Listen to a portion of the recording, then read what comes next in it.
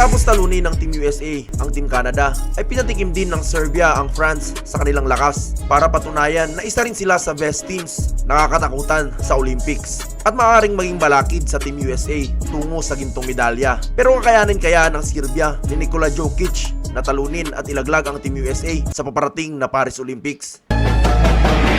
Bukod sa France at Team Canada mga idol, ay isa pa nga na matuturing na tinik para sa Team USA ang Serbia. Nasa kanila kasi ang 3-time MVP at superstar na si Nikola Jokic na may mga kasama ring iilan na NBA players. At kitang-kita rin ang chemistry na mayroon sila sa loob ng court. Kaya nga sa pagsasama ng Serbia at Team USA sa Group C ay kaabang-abang talaga ang maaga nilang bakbakan. Sa katunayan nga ay sila nga ang unang magtatapat sa paparating na Paris Olympics at aasahan talagang magiging pukpukan ang kanilang laban.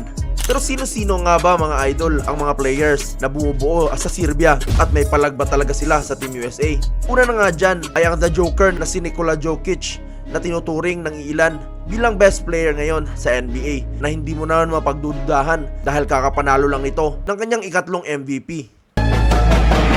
Kahit pa nga hindi niya pangunahan ang Denver Nuggets sa back-to-back sanang kampyonato sa NBA, ay wala pa rin question ang kanyang galing at talento. Kaya nga kung gusto ng Team USA na manalo sa Serbia, ay si Jokic talaga ang dapat nilang mapigilan. Dahil kung hindi, ay kakainin talaga sila ng buhay ni The Joker sa ilalim at gagawin lang niyang bata ang mga malalaki ng USA na sina Davis, Embiid at Bam Adebayo. Pero ang lalo pang nagpatinik sa mamang ito mga idol ay ang kanyang passing na mahahalin tulad mo sa isang gwardya.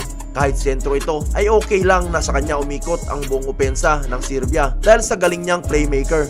Bukod pa nga sa kanya ay sasakit din ang ulo ng Team USA sa kanilang sniper na si Bogdan Bogdanovic. Hanip na scorer talaga kapag suot niya na ang Serbian uniform at mahahanay mo sa mga best bucket getters sa buong mundo. Bukod pa kina Jokic at Bogdan Bogdanovic mga idol ay may tatlo pang mga NBA player ang pupunan na ito na Vasily Micic, Alexei Pokusevski at Nikola Jovic.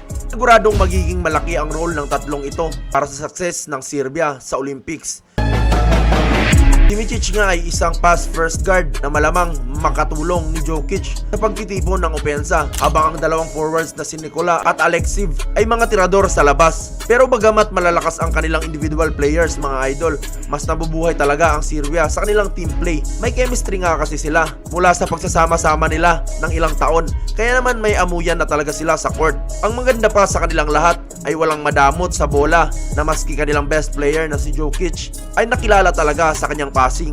Kaya nga kung hindi man nila mapigilan ang passing at shooting ng team na ito, ay talagang may paglalagyan ang Team USA sa kanila.